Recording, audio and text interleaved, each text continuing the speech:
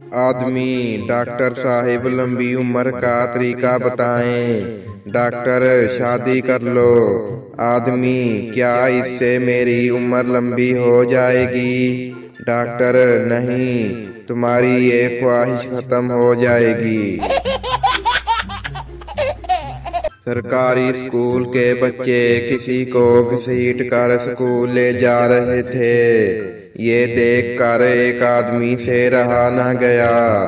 फौरन बोला, जाने दो बेटा इसे, ये खुद स्कूल आ जाएगा।